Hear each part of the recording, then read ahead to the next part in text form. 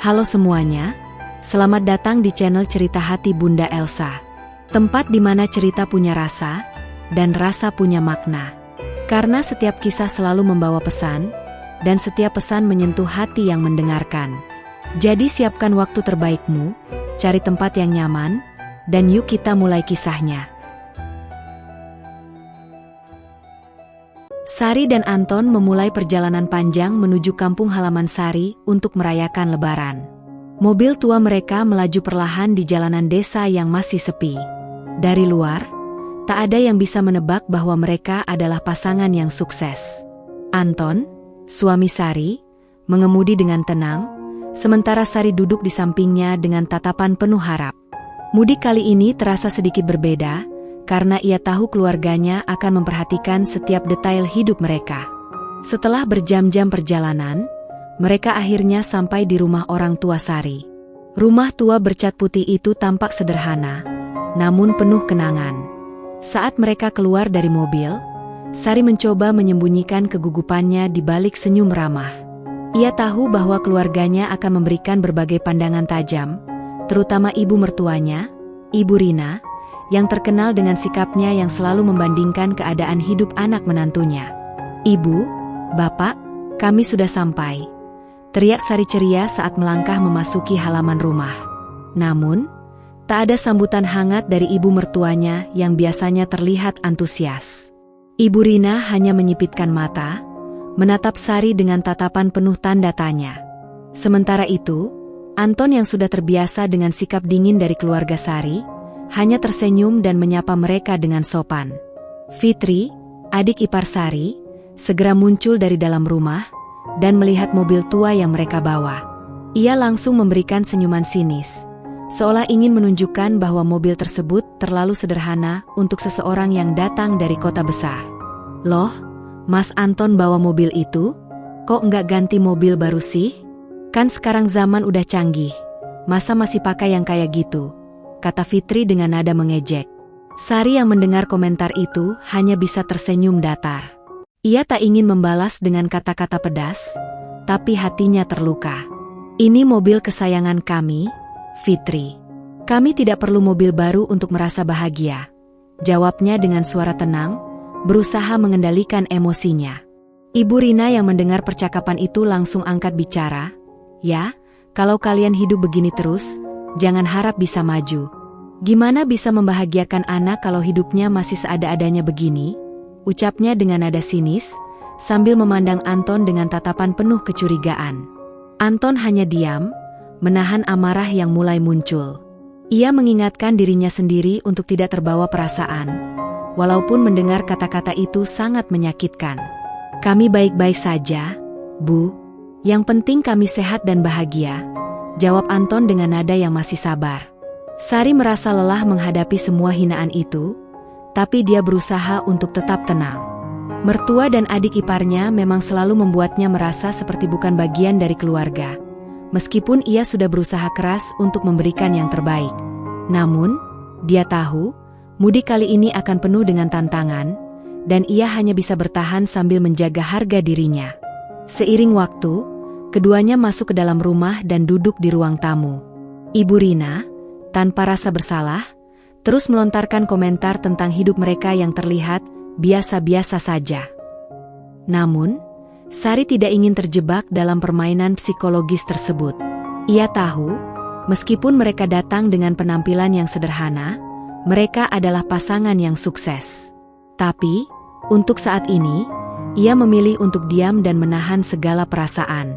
Malam itu, setelah makan malam, suasana semakin panas. Fitri kembali mengungkit masa lalu Sari yang dulu hidup susah, tanpa tahu bahwa Sari telah berjuang keras untuk mencapai apa yang dia miliki sekarang. Sari hanya bisa menahan napas, berusaha tetap sabar. Sari berbisik pelan pada Anton, "Kita harus kuat, Mas. Ini cuma sementara. Kita akan buktikan pada mereka siapa kita sebenarnya." Anton hanya mengangguk, menggenggam tangan Sari dengan erat. Namun, di dalam hatinya, dia juga merasa ingin memberi pelajaran pada orang-orang yang selalu meremehkan mereka. Pagi itu, suasana kampung terasa tenang. Sari dan Anton duduk di teras rumah orang tua Sari, menikmati secangkir kopi yang disiapkan dengan hati-hati oleh Ibu Sari. Meski mereka berusaha untuk santai, hati Sari tidak bisa begitu saja tenang. Ia tahu, ada angin buruk yang mulai berhembus di dalam keluarganya, dan itu datang dari orang-orang terdekatnya. Tiba-tiba, Fitri muncul di depan pintu, dengan wajah ceria yang tampak seperti berusaha menyembunyikan sesuatu. Namun, ada sesuatu dalam tatapannya yang membuat Sari merasa tidak nyaman. Fitri langsung duduk di dekat mereka, dan memulai percakapan dengan topik yang tak jauh dari kehidupan mereka. "Mas Anton, Mbak Sari, kemarin kan kalian baru sampai ya? Kok kelihatan capek banget sih?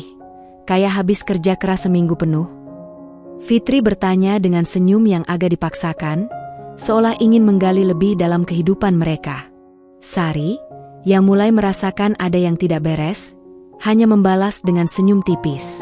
"Iya, Fitri, perjalanan jauh, jadi sedikit lelah. Tapi kami baik-baik saja kok," jawabnya. Namun, Fitri seolah tidak berhenti di situ. "Sari, sebenarnya, aku dengar kabar dari beberapa tetangga. Katanya kalian hidup di kota cuma biasa-biasa aja. Gak terlalu banyak yang dibanggakan, ya?" Fitri melanjutkan, tanpa rasa bersalah sedikit pun. Sari menatap Anton sejenak, mencoba untuk tetap tenang meski kata-kata Fitri cukup tajam. "Kami lebih memilih hidup dengan cara kami sendiri, Fitri. Tidak semua orang harus tahu semuanya tentang hidup kita," jawab Sari, menahan diri. Fitri tak terdiam. Ia merasa bahwa Sari tidak mau mengakui kenyataan bahwa mereka bukan siapa-siapa di kampung ini. "Tapi kan, kamu bukan dari keluarga kaya juga, kan? Mungkin memang lebih baik hidup seperti ini, gak usah pamer kekayaan yang gak ada," ujar Fitri, dengan nada yang semakin menusuk. Sari merasa hatinya teriris, namun ia mencoba untuk tetap sabar. "Kekayaan bukanlah segala-galanya, Fitri. Yang penting adalah hidup kita bahagia dengan apa yang kita miliki," ucapnya, berusaha mengingatkan adik iparnya tentang arti kehidupan yang sebenarnya. Namun, pada saat yang bersamaan, Ibu Rina, yang mendengar percakapan itu dari dalam rumah, keluar dengan langkah tergesa-gesa. Wajahnya tampak datar, namun tatapannya penuh dengan kecurigaan. "Mbak Sari, kamu kok malah lebih suka dengan kehidupan yang seperti itu? Tidak ada yang membanggakan dari hidup yang penuh kepura-puraan. Seharusnya kamu paham, keluarga kita ini lebih besar dari apa yang kalian pikirkan," ucap Ibu Rina dengan suara yang dingin. Kata-kata ibu mertuanya kembali membuat hati Sari terluka. Namun, ia berusaha menahan diri. "Kami tidak mencari pengakuan, Bu. Kami hanya ingin menjalani hidup kami dengan cara yang kami yakini benar," jawabnya dengan mantap. Ibu Rina hanya tertawa sinis. "Kamu pikir kamu bisa menutupi semuanya dengan penampilan sederhana ini? Hanya orang bodoh yang bisa tertipu," ejek Ibu Rina, yang jelas merasa sangat tidak suka dengan pilihan hidup Sari dan Anton. Anton yang melihat semua ini merasa marah, tapi dia memilih untuk tidak membalas. Dia mengerti, ini bukanlah saat yang tepat untuk memperburuk keadaan. "Sari, mungkin kita perlu berbicara berdua," ujarnya perlahan, mengajak istrinya pergi ke dalam rumah. Namun, sebelum mereka bisa melangkah lebih jauh, Fitri sudah memulai sebuah rencana licik. Ia diam-diam menghubungi beberapa tetangga dan menyebarkan gosip tentang kehidupan Sari dan Anton. Fitri bercerita bahwa pasangan itu hanya berpura-pura kaya, hidup di bawah bayang-bayang kebohongan, dan bahwa Sari sebenarnya tidak punya apa-apa. Gosip itu segera menyebar ke seluruh kampung. Keesokan harinya, Sari dan Anton disambut dengan bisikan-bisikan dari tetangga yang mulai memperlakukan mereka dengan dingin. Mereka menghindari kontak mata dan berbicara seolah-olah pasangan itu adalah orang asing yang tak diinginkan. Sari merasa tak bisa lagi menahan perasaan marah dan kecewa. Saat makan malam, Sari tidak bisa menahan lagi perasaan yang terkumpul selama ini. "Anton, kenapa mereka harus seperti itu? Kenapa mereka tidak bisa menghargai usaha kita?" ucap Sari dengan suara pelan, namun penuh amarah.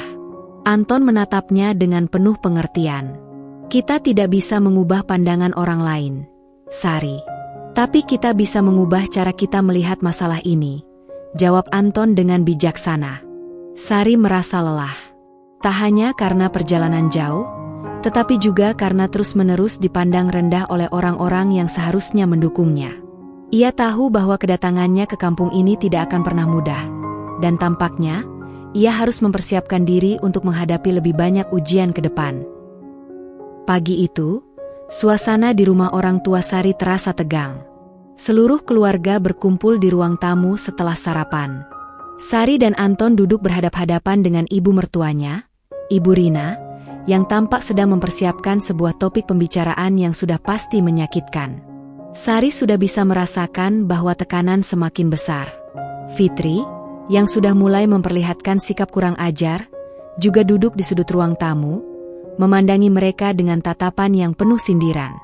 Sari, kamu benar-benar yakin dengan pilihan hidupmu? Hidup di kota dengan gaya hidup yang sederhana itu, apa yang ingin kamu tunjukkan? Seharusnya kamu bisa mengubah cara hidupmu, bukannya cuma berpuas diri dengan kehidupan yang begitu, Ibu Rina berkata dengan suara yang datar namun penuh konotasi menyakitkan. Sari menghela napas panjang. Ia sudah lelah menjelaskan hal yang sama berulang kali. Tetapi, hari ini dia merasa harus mengatakan sesuatu yang lebih. Bu, saya tidak peduli apa yang orang lain pikirkan tentang hidup kami. Kami memilih untuk hidup sederhana, tetapi tidak berarti kami miskin atau tidak bisa sukses, kata Sari, matanya mulai menyeratkan ketegasan yang belum pernah terlihat sebelumnya. Anton yang duduk di sampingnya menatap Sari dengan penuh kekaguman. Dia tahu, selama ini Sari selalu diam dan membiarkan segala hinaan dan sindiran itu berlalu begitu saja. Tapi kali ini, Sari sudah tidak bisa menahan diri lagi. Jika kalian masih berpikir bahwa kami hidup seperti ini karena tidak mampu, kalian sangat keliru, lanjut Sari, suaranya semakin kuat. Anton bukanlah orang sembarangan. Kami punya usaha yang stabil di kota, dan kami sudah sukses. Tapi kami lebih memilih untuk hidup dengan cara kami sendiri, tanpa perlu membuktikan apapun pada orang lain, tambahnya dengan penuh keyakinan. Fitri yang mendengar kalimat itu langsung tertawa terbahak-bahak. Ah, omong kosong. Mungkin kalian cuma bisa bicara begitu karena nggak ada yang tahu tentang kalian di sini. Pasti semua yang kalian katakan cuma untuk menutupi kenyataan bahwa kalian hidup dengan cara yang biasa saja, kata Fitri, berusaha mengejek dengan nada tinggi. Sari menahan amarahnya. Ia sudah cukup mendengar penghinaan dari adik iparnya itu. Kamu memang tidak tahu apa-apa, Fitri. Dan mungkin memang lebih baik seperti itu, daripada kamu hanya sibuk mengurusi hidup orang lain tanpa tahu kenyataannya, jawab Sari dengan tegas. Ibu Rina yang sudah mulai marah, berdiri dari kursinya dan menatap Sari dengan penuh kebencian. Kamu pikir kamu siapa, Sari? Hanya karena sedikit uang yang kalian punya, kamu merasa bisa mengatur hidup orang lain? Kamu tidak akan pernah bisa mengubah pandangan orang tentang keluarga ini, karena selama ini kami selalu terlihat sederhana dan apa adanya, ucapnya dengan nada penuh kebencian. Saat ketegangan semakin memuncak, Anton bangkit dari kursinya, memegang tangan Sari dengan erat, dan berkata dengan suara yang penuh keyakinan, "Cukup sudah, Bu. Kami tidak perlu lagi menjelaskan apa-apa kepada kalian. Kami bukan orang kaya yang ingin pamer, tapi kami adalah orang yang sudah meraih apa yang kami impikan. Jika kalian tidak bisa menghargai itu, biarkan kami berjalan dengan cara kami." Sari merasa hatinya terharu. Ini adalah kali pertama Anton berdiri teguh membela mereka berdua di depan keluarga yang selama ini selalu merendahkan mereka. Kami sudah cukup kuat untuk menghadapi apapun. Mungkin kalian tidak akan pernah mengerti, tapi hidup kami tidak bergantung pada penilaian kalian, tambah Sari, sambil memandang mata ibu mertuanya yang masih tampak marah. Keheningan menyelimuti ruangan. Semua orang di sana seolah terpaku, tak ada yang bisa berkata-kata. Ibu Rina hanya bisa menatap mereka dengan rasa kecewa yang mendalam. Fitri yang sebelumnya mengejek, kali ini tampak kebingungan, seolah baru menyadari bahwa Sari bukanlah orang yang bisa dipandang sebelah mata. Namun, setelah beberapa saat, suasana mulai mencair. Ibu Rina duduk kembali dengan ekspresi yang lebih lembut, meski masih ada keraguan di matanya. Kamu benar, Sari. Mungkin aku terlalu cepat menilai kalian. Tapi ingat, apapun yang terjadi, keluarga ini selalu ada untukmu. Ucapnya, meski kata-kata itu terasa sulit untuk diucapkan. Sari mengangguk perlahan. Terima kasih, Bu. Itu yang kami harapkan. Kami tidak ingin mengubah siapapun, hanya ingin hidup dengan damai dan bahagia. Namun, saat Sari dan Anton berpamitan untuk keluar dari rumah, Sari merasa ada sesuatu yang ganjil. Sesuatu yang tidak terucapkan oleh ibu mertuanya atau adik iparnya, tetapi jelas terasa di udara. Ketegangan yang sudah terbangun dalam keluarganya selama bertahun-tahun mungkin tidak akan pernah hilang begitu saja. Di luar rumah, Sari dan Anton berjalan menuju mobil dengan langkah yang lebih ringan, meskipun dalam hati Sari tetap ada rasa cemas yang mendalam. Ia tahu, meskipun mereka sudah mengatakan yang sebenarnya, masih banyak yang harus mereka hadapi. Namun kali ini, Sari yakin bahwa ia bukanlah orang sembarangan yang bisa diremehkan begitu saja. Malam itu, setelah makan malam yang penuh dengan ketegangan, Sari duduk sendiri di ruang tamu rumah orang tua Anton. Lampu temaram di sudut ruangan membuat suasana semakin suram, sementara pikirannya berputar-putar tak menentu. Rasa sakit yang ditinggalkan oleh kata-kata pedas ibu mertuanya dan hinaan Fitri semakin menekan dadanya. Ia tahu, ia harus bertindak. Anton, aku nggak bisa terus diam saja, kata Sari, akhirnya membuka percakapan setelah sekian lama hanya terbenam dalam pikirannya. Anton, yang duduk di sebelahnya, menatap istrinya dengan penuh perhatian. Apa maksudmu, Sari? Tanya Anton pelan, merasakan beban yang mulai terlihat di wajah istrinya. Rencana balas dendam. Aku nggak bisa membiarkan mereka menginjak-injak kita seperti ini terus, jawab Sari dengan suara tegas, tetapi ada gejolak amarah yang tersirat di dalamnya. Mereka sudah terlalu banyak menganggap remeh kita. Aku akan buktikan bahwa kita bukan orang sembarangan. Aku tahu cara untuk membuat mereka menyesal. Anton terdiam sejenak. Ia mengamati ekspresi Sari yang penuh tekad. Aku mendukungmu, Sari, tapi kita harus hati-hati. Jangan sampai kita terjebak dalam permainan mereka. Kita harus bergerak dengan cermat, katanya, menimbang kata-kata yang akan diucapkannya selanjutnya. Sari mengangguk. Ia sudah punya rencana, dan kali ini, ia tak akan mundur. Aku tahu caranya. Semua ini tidak bisa dibiarkan begitu saja. Kita akan mulai dengan membongkar semua kebohongan mereka, memamerkan kekuatan kita tanpa harus bersikap sombong. Malam itu juga, Sari mulai merencanakan langkah pertama dalam permainan balas dendamnya. Ia menghubungi seorang teman lama, Rina, seorang pengacara ternama yang sudah lama tinggal di luar kota. Rina adalah teman dekat Sari sejak mereka masih kuliah, dan meskipun sudah lama tidak berhubungan, Sari tahu bahwa Rina bisa membantu dalam situasi ini. Kamu pasti bisa membantu aku, Rina. Aku butuh bantuanmu untuk mempersiapkan sesuatu yang besar, kata Sari saat menelepon. Ada apa, Sari? Aku nggak pernah mendengar suaramu sepenuh ini sebelumnya, jawab Rina dengan nada curiga, namun penuh perhatian. Semua yang mereka anggap tentang kita, itu semua salah. Aku ingin mereka tahu bahwa aku bukan orang biasa. Aku ingin mengubah pandangan mereka, jawab Sari, matanya penuh tekad. Rina terdiam sejenak, seolah memahami situasi yang sedang dialami Sari. Kamu butuh strategi yang matang. Aku bisa bantu dengan cara yang legal. Kita bisa mulai dengan melihat aset yang mereka punya dan mencari celah yang bisa dimanfaatkan, kata Rina akhirnya, menyetujui permintaan Sari. Setelah selesai dengan telepon, Sari kembali mendekati Anton. Aku sudah menghubungi Rina. Kami akan mulai merencanakan langkah pertama. Kita akan buktikan kepada mereka siapa kita sebenarnya. Anton menatapnya dengan rasa bangga. Kamu kuat, Sari. Aku akan selalu mendukungmu. Pagi berikutnya, Sari dan Anton memutuskan untuk bertemu dengan beberapa pengacara dan konsultan keuangan yang bisa membantu mereka mengatur strategi. Mereka tahu bahwa untuk melawan orang-orang seperti Ibu Rina dan Fitri, mereka harus bermain cerdas dan tidak terburu-buru.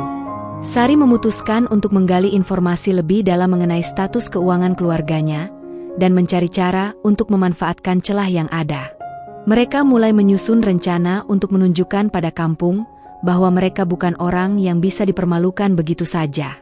Langkah pertama adalah menanamkan rasa takut di hati mereka dengan memamerkan kekuatan yang mereka miliki. Sari tahu, dengan sedikit perubahan, ia bisa mengguncang reputasi keluarga itu dengan hanya satu langkah kecil. Dalam pertemuan berikutnya, Sari sudah siap dengan informasi yang ia peroleh. Ia tahu siapa yang harus diajak berbicara dan apa yang harus disampaikan. Di tengah keramaian pasar kampung, ia mengatur pertemuan dengan beberapa orang yang memiliki pengaruh besar di desa tersebut. Beberapa informasi yang didapatkan tentang bisnis keluarga mereka yang kurang transparan akan menjadi alat untuk membongkar kebohongan yang telah mereka buat. Sari bertemu dengan seorang tetangga lama, Pak Ismail, yang memiliki banyak informasi tentang keluarga Ibu Rina.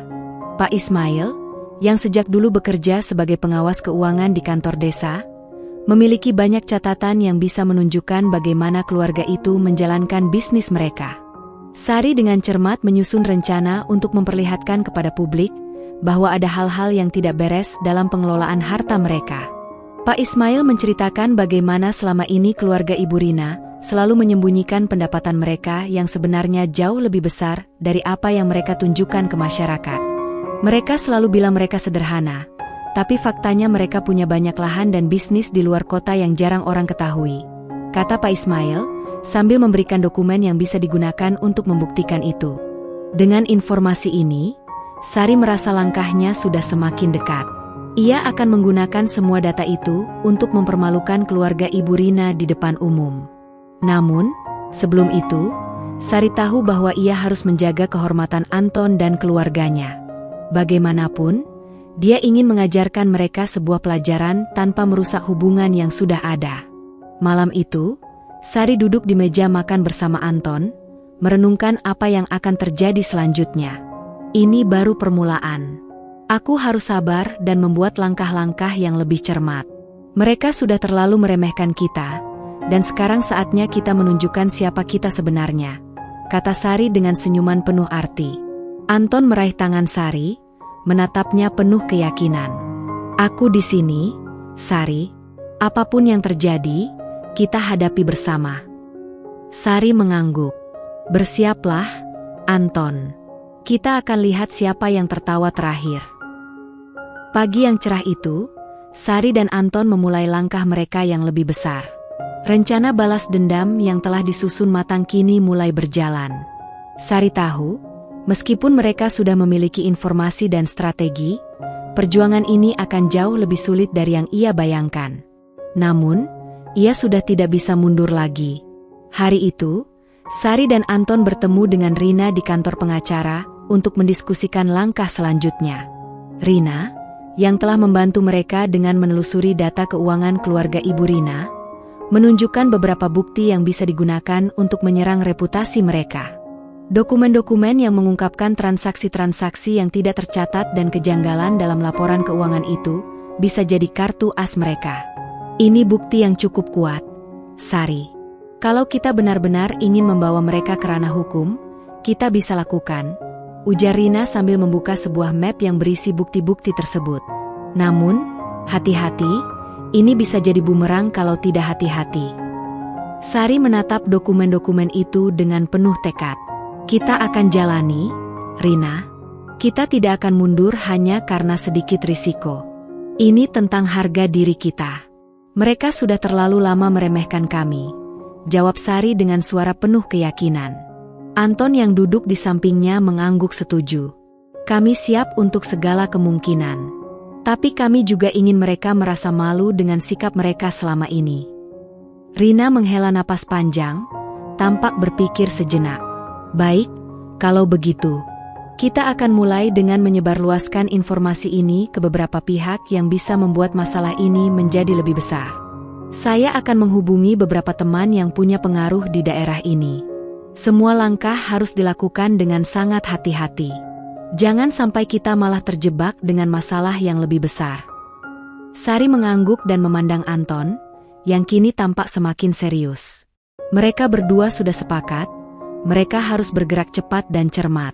Selama beberapa minggu berikutnya, Sari dan Anton bekerja tanpa henti. Mereka menghubungi teman-teman lama, beberapa pengusaha yang memiliki hubungan dekat dengan keluarga besar Ibu Rina, dan mulai menyebarkan informasi yang mereka miliki.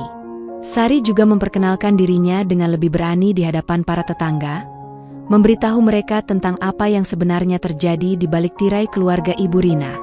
Tidak hanya itu, Sari juga mulai mengatur pertemuan dengan beberapa pejabat desa untuk membongkar ketidakberesan yang ada. Ia tahu bahwa ini akan mengguncang kampung mereka, tetapi ia sudah tidak bisa lagi peduli. Jika mereka ingin dihormati, mereka harus berjuang keras. Namun, tidak semuanya berjalan sesuai rencana. Fitri, yang merasa terancam dengan langkah-langkah Sari, mulai menyebar rumor tentang Sari dan Anton. Dia menyebut mereka sombong dan mencari-cari masalah, mengatakan bahwa Sari hanya ingin mempermalukan keluarga mereka untuk mendapatkan perhatian. Mereka mungkin merasa lebih kaya dari kami, tapi lihat saja nanti. Mereka pasti akan hancur juga, kata Fitri kepada beberapa orang yang ia temui di pasar. Tetangga yang tadinya mendukung Sari mulai merasa ragu. Mereka mulai berpikir ulang, terombang-ambing antara simpati pada Sari dan takut pada pengaruh keluarga Ibu Rina. Ada yang mulai menghindar, sementara yang lain mulai bertanya-tanya apakah langkah Sari benar-benar tepat. Sari merasa kecewa, tetapi ia tidak bisa berhenti. Ia tahu, semakin banyak orang yang ragu, semakin kuat tekadnya untuk melanjutkan. Ia memutuskan untuk pergi menemui beberapa tetangga yang masih berpihak padanya dan menjelaskan semuanya dengan lebih jelas. Ia ingin mereka tahu bahwa perjuangannya bukanlah untuk membalas dendam semata, tetapi untuk memberi pelajaran kepada mereka yang selalu meremehkan dan menghina. Pada suatu sore, Sari dan Anton bertemu dengan beberapa tetangga dekat yang selama ini mendukung mereka. Mereka duduk di teras rumah mereka, di bawah rindangnya pohon mangga, dan Sari mulai berbicara dengan penuh emosi. Aku tahu banyak dari kalian mulai ragu dengan apa yang kami lakukan. Kalian mendengar cerita dari Fitri dan Ibu Rina, dan kalian berpikir bahwa kami hanya ingin mencari masalah. Tapi ini bukan tentang itu, kata Sari, suaranya bergetar. Ini tentang harga diri, tentang menghargai kami sebagai manusia, bukan sekadar menilai kami berdasarkan penampilan. Anton menambahkan, kami memilih untuk hidup dengan cara kami sendiri. Kami tidak pernah pamer kekayaan atau menganggap orang lain lebih rendah. Tetapi ketika mereka menghina kami, meremehkan kami tidak bisa diam saja. Kami sudah cukup sabar, tetapi sekarang saatnya bagi kami untuk menunjukkan bahwa kami juga bisa. Beberapa tetangga mengangguk, mulai mengerti maksud dari kata-kata mereka. Kami tidak ingin melihat kalian hancur, Sari. Tapi kami juga tidak bisa terus tinggal diam. Kami akan mendukung kalian, tapi kalian harus hati-hati. Fitri dan Ibu Rina sudah memulai permainan mereka, dan mereka tidak akan segan-segan menggunakan segala cara untuk menjatuhkan kalian, kata Pak Darman, salah seorang tetangga yang sudah lama mengenal keluarga Anton. Sari tersenyum kecil, berterima kasih atas dukungan mereka. Terima kasih, Pak Darman. Kami tahu ini tidak akan mudah, tetapi kami tidak akan berhenti sampai kami mendapatkan apa yang pantas kami terima. Malam itu, Sari dan Anton merasa lebih tenang setelah mendapatkan dukungan dari tetangga yang memang memahami perjuangan mereka. Namun, Sari tahu bahwa langkah mereka belum selesai. Mereka masih harus berhadapan dengan keluarga Ibu Rina yang semakin terpojok, dan pertarungan ini masih panjang. Tapi yang pasti, Sari sudah siap untuk berjuang hingga akhir. Sari menatap Anton dengan penuh tekad. Kita harus lebih berhati-hati, Anton. Ini baru permulaan. Semua yang kita lakukan harus lebih cermat. Tapi aku yakin, kita akan menang. Kita harus terus melangkah. Tidak ada yang bisa menghentikan kita sekarang. Meskipun Sari dan Anton merasa sudah berada di jalur yang benar, tak ada yang mempersiapkan mereka untuk apa yang akan terjadi. Keberanian mereka mulai mengguncang dasar kehidupan keluarga Ibu Rina, tetapi langkah mereka juga tidak tanpa konsekuensi. Ketegangan semakin meningkat seiring dengan setiap langkah mereka, dan akhirnya, roda nasib berbalik dengan cara yang tak terduga. Pagi itu, setelah beberapa hari mengumpulkan informasi dan menyiapkan langkah selanjutnya, Sari menerima sebuah telepon yang membuat hatinya mencelos. Suara ibu mertuanya, yang terdengar tegas dan penuh ancaman, terdengar di ujung telepon. "Sari, kamu pikir kamu bisa menggoyahkan kami begitu saja? Kamu tidak tahu dengan siapa kamu bermain." Suara Ibu Rina terdengar penuh kebencian. "Aku sudah menghubungi beberapa orang penting. Jika kamu terus bermain-main dengan reputasi kami, kamu akan menyesal."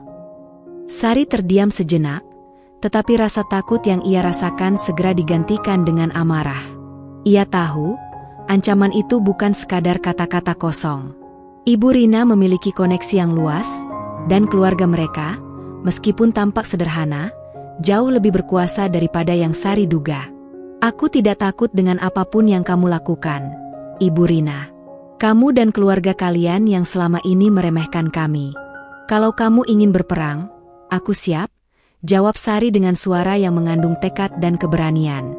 "Aku akan terus melangkah sampai semua kebohonganmu terungkap." Setelah mengakhiri percakapan itu, Sari menghabiskan beberapa jam memikirkan langkah selanjutnya. Namun, saat ia kembali ke rumah, ia merasa sesuatu yang sangat berat menyelimuti hatinya. Anton yang sudah pulang dari pekerjaannya melihatnya dengan cemas. "Ada apa, Sari? Apa yang Ibu Rina katakan?" tanya Anton, mencoba membaca ekspresi istrinya. "Ibu Rina sudah mulai mengancam. Mereka tidak akan tinggal diam," jawab Sari, wajahnya tampak lelah. "Aku harus hati-hati, Anton. Kita mungkin harus mempertimbangkan untuk lebih mundur sementara waktu." Namun, tak lama setelah percakapan itu, bencana besar datang menghampiri mereka. Kabar buruk datang dari kampung. Salah satu teman Anton, yang bekerja di kantor pemerintahan desa, menghubungi mereka dengan informasi yang mengubah segalanya. Keluarga Ibu Rina sudah mulai mempengaruhi beberapa orang di desa untuk menyebarkan gosip buruk tentang kalian. Mereka juga berusaha membuat masalah hukum dengan menggunakan beberapa data palsu yang mereka sebar tentang kalian. Beberapa orang bahkan sudah mulai menghindari kalian, takut terlibat masalah, kata teman Anton dengan suara cemas. Sari dan Anton saling bertatapan. Mereka merasa dunia mereka hampir runtuh. Semua upaya mereka untuk membongkar kebohongan keluarga Ibu Rina, seolah-olah justru berbalik menghancurkan mereka. Sari merasa seperti dikhianati oleh orang-orang yang selama ini mereka anggap teman. Mereka sudah merusak nama kita. Jika ini terus berlanjut, kita bisa kehilangan segalanya, kata Anton dengan nada frustasi. Kita harus segera menemukan cara untuk membalikan keadaan ini. Namun, seiring dengan semakin banyaknya desas-desus yang beredar, kehidupan mereka di kampung mulai terasa semakin sulit. Ketegangan semakin memuncak, dan Sari mulai merasa bahwa setiap langkahnya semakin memperburuk keadaan. Ibu Rina dan Fitri, yang awalnya hanya menyebarkan gosip tentang mereka, kini mulai melibatkan pihak-pihak yang lebih kuat untuk mempengaruhi hasil dari segala hal yang terjadi. Dalam waktu singkat, Sari merasa seperti kehidupannya runtuh begitu cepat. Reputasi mereka hancur, dan tetangga yang dulu mendukung mereka kini mulai menjauhi. Beberapa di antaranya bahkan mulai menuding mereka sebagai orang yang hanya mengada-ada. Pasti ada sesuatu yang tidak beres dengan mereka. Begitu bisik-bisik yang terdengar di setiap sudut pasar. Pada malam itu, setelah berhari-hari merasa tidak tenang, Sari memutuskan untuk menemui Rina, pengacara yang selama ini membantunya. Ia berharap Rina bisa memberi saran untuk mengatasi semuanya. "Rina, kami butuh bantuan. Semua yang kami lakukan untuk membela diri justru malah mengubur kami lebih dalam. Ini semakin parah," ujar Sari dengan suara serak penuh keputusasaan saat mereka duduk di ruang tamu rumah Rina. Rina menatap Sari dengan tatapan tajam, mencermati setiap kata yang keluar dari mulutnya. "Kamu harus lebih sabar, Sari. Apa yang kamu lakukan sudah sangat berisiko. Tapi sekarang, kamu sudah dalam masalah yang jauh lebih besar dari yang kamu kira," jawab Rina pelan. "Bagaimana ini bisa terjadi? Kita hanya berusaha membela diri, bukan?" tanya Anton, wajahnya penuh keresahan.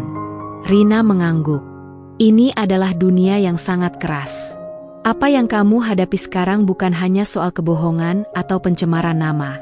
Keluarga Ibu Rina punya koneksi yang bisa menghancurkan kalian. Kalau kalian tidak hati-hati, kita perlu lebih berhati-hati dalam mengambil langkah. Jadi, apa yang harus kita lakukan sekarang? Sari bertanya, suara penuh harapan meskipun hatinya terasa hancur. Kalau kalian ingin bertahan, kalian harus lebih bijaksana.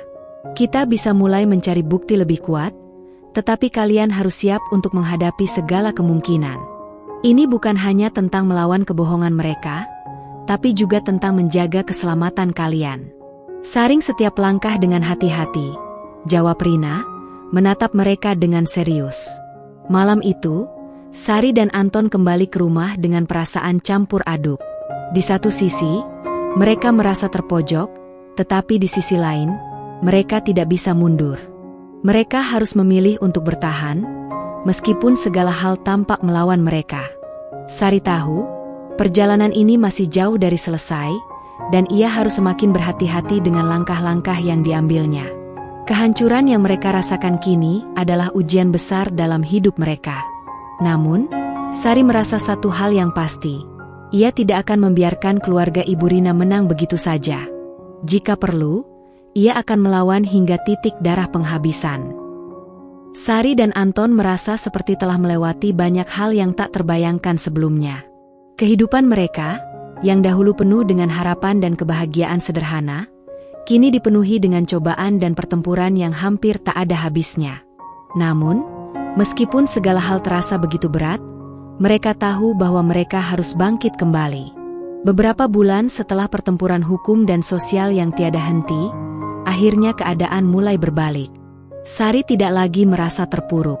Setiap perjuangan yang mereka lakukan, meskipun penuh dengan rintangan, mulai menunjukkan hasil. Perlahan, mereka mulai mendapatkan kembali kepercayaan dari beberapa orang yang sebelumnya meragukan mereka.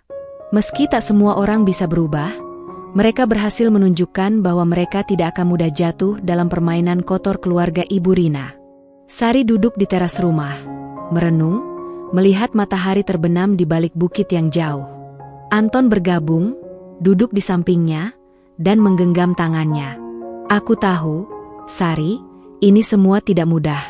Tapi kita berhasil sampai di sini, bersama-sama, ujar Anton, suaranya penuh rasa syukur.